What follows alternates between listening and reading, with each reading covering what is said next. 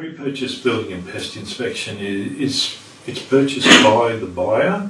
It's written for the buyer to give them enough information to make a quality decision on whether or not they're prepared to buy the home, and whether or not they're prepared to deal with the minor defects, whether there are any major defects in the house that need to be dealt with as well. So it is for the buyer. It's for the buyer.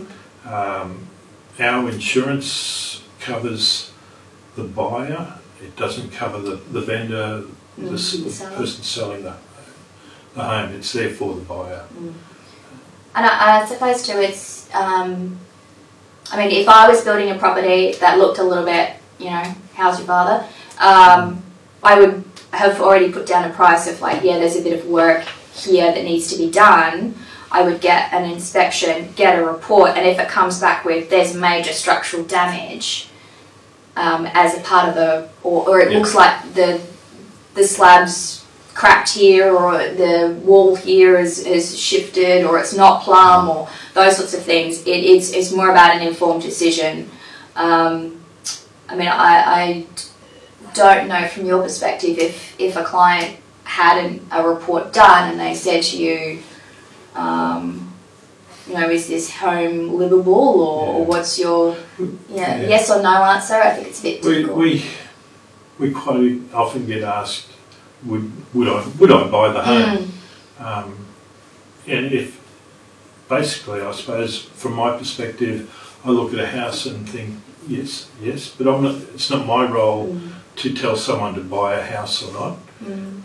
I'm just there to give them as much information as I can, so they can make that decision on, does it meet their needs, are they prepared to deal with it, given that any house they're buying is probably, you know, 5, 10, 20, 50, 100 years old, and given the age of the house isn't in fair condition for what they have, for the age and the price that they're paying for it.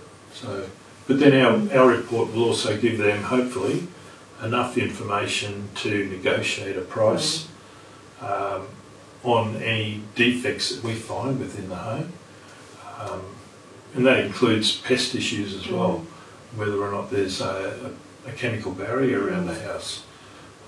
All those things need to be brought to the buyer's attention, and then they can make a decision on, does it meet their needs, are they happy to spend $500,000 on that property, and what sort of work or costs are going to be involved later on, or do they negotiate some of those costs back off the purchase price? It might be the difference between, oh yes, let's do $20,000 worth of renovation work, or oh no, this is like almost a knockdown and start again. I'm going to walk away from that. So it's more about the information.